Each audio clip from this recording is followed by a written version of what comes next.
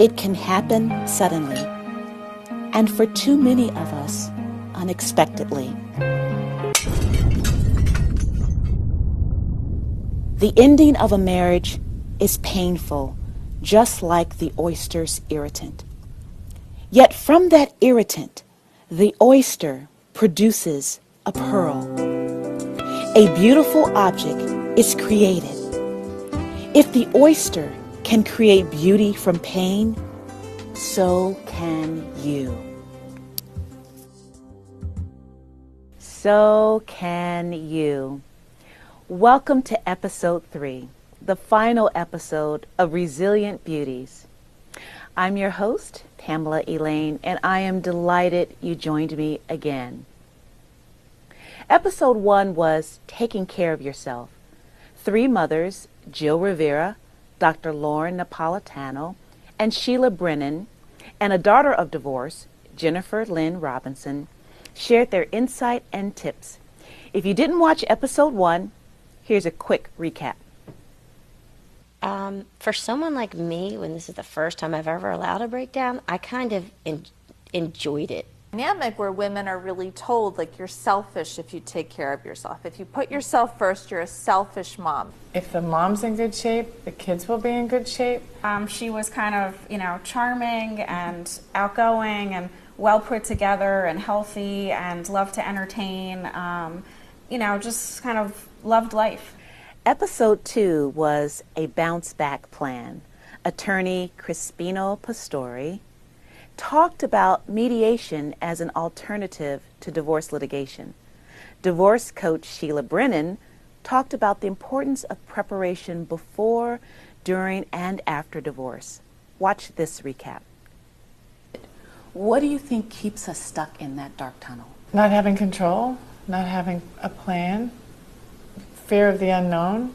So I left the hearing, literally standing on the steps of the outside of the courthouse and saying to myself, I will never set foot in a court again. In this final episode, Happiness and Finding Love Again, my guest, Sophie Alfonsi-Connaire, ties episodes 1 and 2 together in an enjoyable and inspiring way. Sophie shares her personal experience and secrets to happiness and finding love again. Here's a preview. And he said, well, let's meet for coffee. So I thought, I have nothing to lose, I'll go for coffee. So we were supposed to just meet for coffee, and we talked for about 8 hours straight. For the majority of us, going through divorce leaves a gnawing feeling, the feeling of, I'm not good enough to be happy, and some unanswered questions like, will I ever find love again? Sophie's story will inspire and encourage you that, yes, you are good enough for happiness, and yes, you can find love again. During my interview with Sophie, I took away several secrets that I use in my life. You'll find these secrets useful too. Now, you weren't born in the United States of America. No. So tell us where you were. I was born in France. I was born and raised in France, and I actually met my ex-husband when I was on vacation here. Okay, and in France, do they have a different attitude or disposition towards marriage and how women should behave? Are they just as... I think it's a little different but similar in some ways. Okay. First of all, there's no expectation to get married. A lot of my friends are not married. They live with their partner, and including my sister, who's with him for 12 years now. They have 2 children. A lot of my friends are not married, but they're with a partner. It's a partnership. And marriage is not viewed the same way, for sure.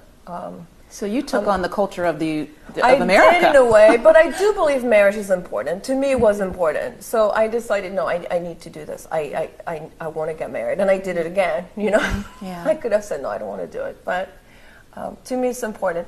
I think the difference is maybe women tend to work a lot more, work instead of just stay at home for a while like I did.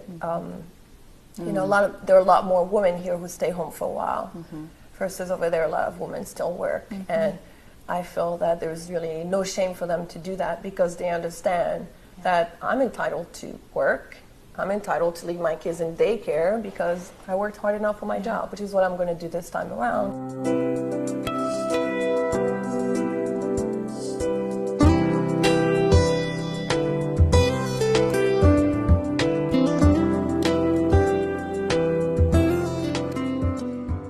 know how you envision things, you know, like kids growing up and coming back home to you, and you know, when the holidays, and then coming back from college, even though it was far away, but you think, oh, they're going to come back home, and all of a sudden you think, you know, where are they going to go? Are they going to come to me? Are they going to go to him? Like, what are they going to do? How are they going to feel? But it was the disappointment of all these dreams falling apart. That was the hardest part of it, to let go of that. And disappointment to lose people around me, friends, probably some members of my, not really members of my family, but his family also, I guess they didn't know what to do, even though we're very, very close. And I really loved them. But I think it was the whole disappointment of my life is nothing like I envisioned in the first place. And how am I going to deal with that now? There's a big risk, isn't it? It's a huge risk. It's a huge risk. Did you calculate the risk in advance? Yes, Or I did you just let it happen? No, I thought about it for about 2 years, and I tried to save my marriage for about 2 years before I decided, no, this is it, I can't do it. I think marriage is a huge commitment, especially when you have children.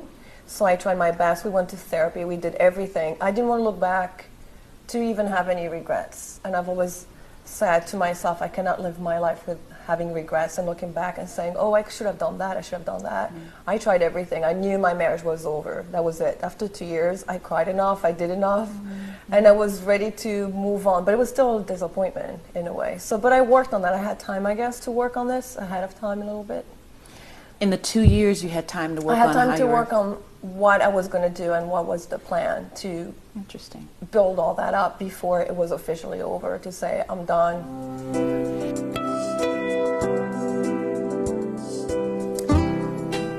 Did you ever consider just changing yourself so that the marriage could work? Just do what you needed to do to make the marriage work, so you didn't have to go through divorce. Did you ever think about that? Sure, absolutely. But it gets to a point where you need to be true to yourself. And I thought if I was willing to come a little bit forward to say I could deal with that and I could manage with that.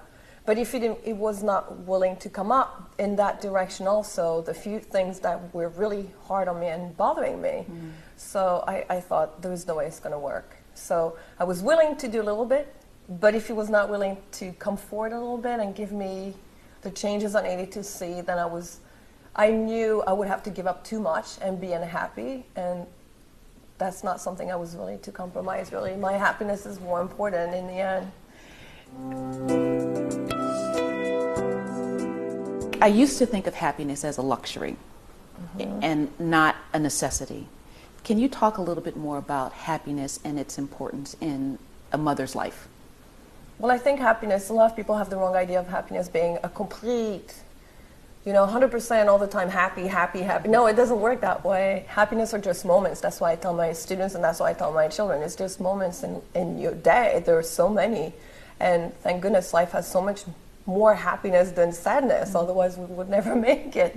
And I always tell myself that happiness, you just have to recognize it when it's there. And joy is different than happiness. I always say joy is a state of mind, kind of like it can linger, but happiness is really little moments you grab. Like, I think talking to you about this makes me happy because I know it could possibly help other moms and other women. But happiness for a woman is so important because we are so trained in this society to be selfless. And being a mom doesn't mean you have to completely be selfless all the time. And being a wife doesn't mean you have to be selfless and always put your husbands first or your kids first. And we tend to do that because of the way society wants us to do it in a way and the way we're brought up. And it comes a point where you think, if I do that, and that's what I did for a long time in my marriage, then I wasn't happy. If I'm not happy, the kids will not be happy. And I know that. I mean, that was a realization for me to see, I'm so unhappy. There's tension, and my children feel it. He feels it, my kids feel it. I mean, it was something that needed to be changed. So I thought I need to start being selfless in a way and to be a little bit more selfish, I mean, as opposed to selfless and give everything to everybody, the 3 kids, the husband, the friends. So I decided, I need to come up with a plan to think what will make me happy or happier than where I am now. But I think at some point when you start crying every day because you're so unhappy, there's something in me that triggered to say you need to do something. You cannot be this unhappy. It's not possible. That takes a lot of courage. It takes a lot It of takes courage. a lot of courage to make that decision. It did, and especially everybody has a different situation. In my situation also, I was very far from my family, so I had no support from, I didn't know where I was going to go and what I was going to do. I mean, it was scary, but I thought, you know what, I was so unhappy. No matter where I ended up, it could not be any unhappier.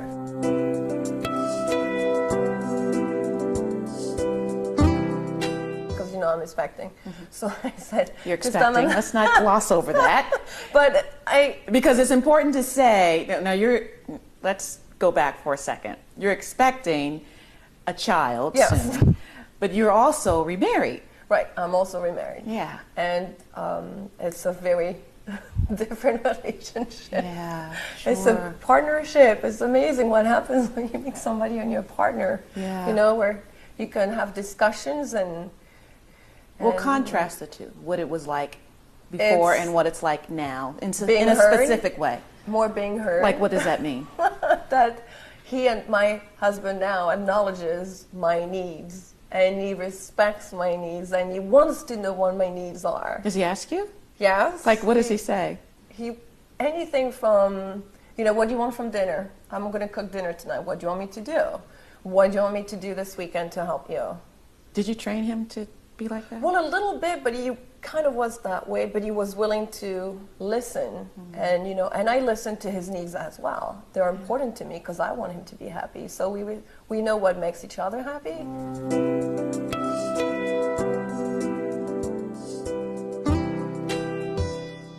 Okay, I have learned to do something I didn't do in my first marriage, was to acknowledge when he does something without even me asking, to say, thank you so much for doing this tonight.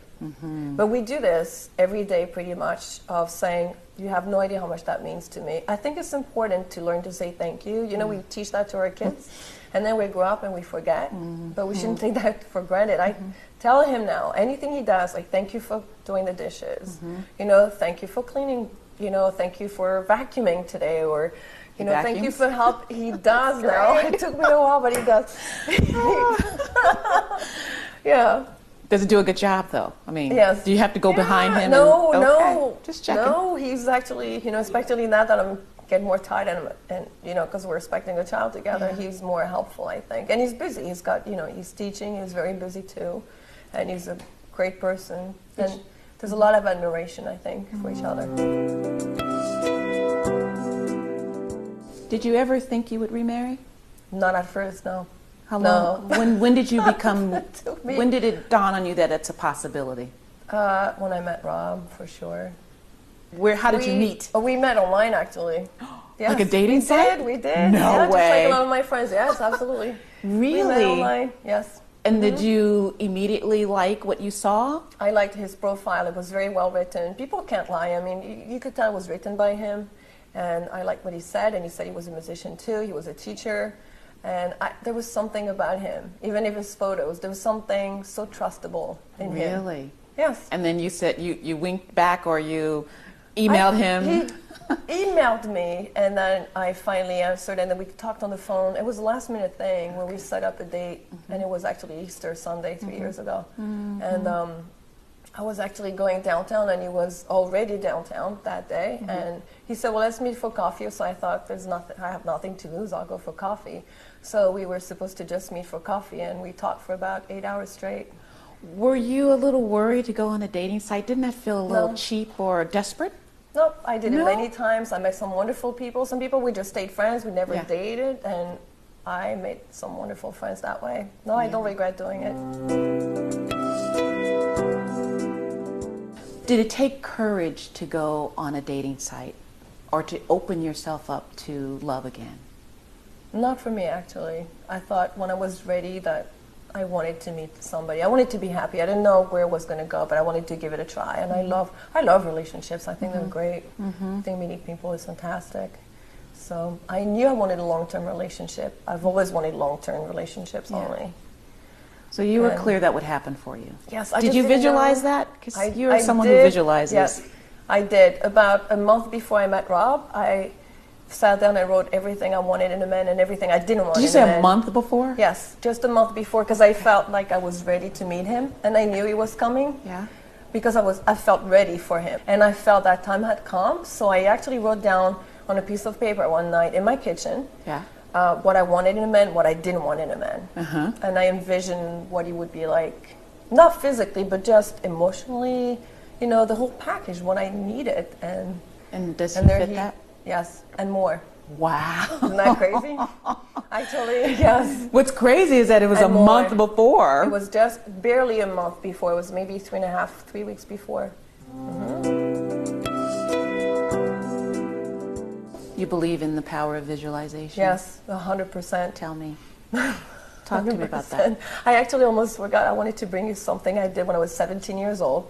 I had actually made a graph of what I had envisioned in my life, and on that was pictures of Philadelphia, and I was still living in France back then, and I said that I was going to come here and I was going to audition at Temple University School of Music, and I did. I was going to do it, and I was going to succeed. Because you play the viola. Yes, and I had that paper, that graph, and it was about 2 pages. It was hang above my bed in France for about 6 months.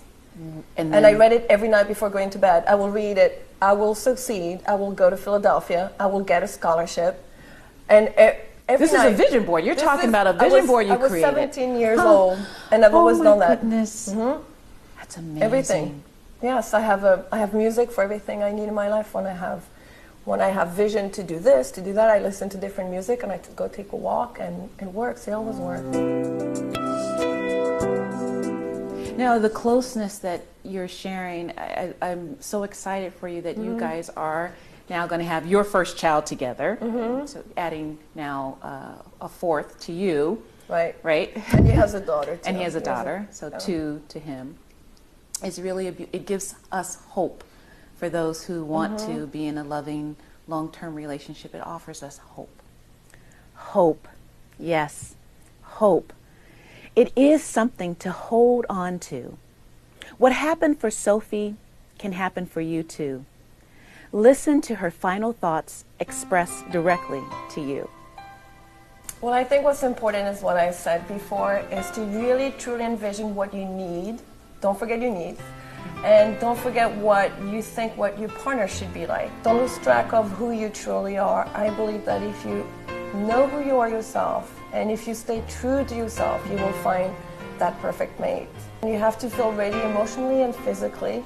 And you have to truly believe it's going to happen, because if you don't believe it will happen, it will never happen. So really truly envision that.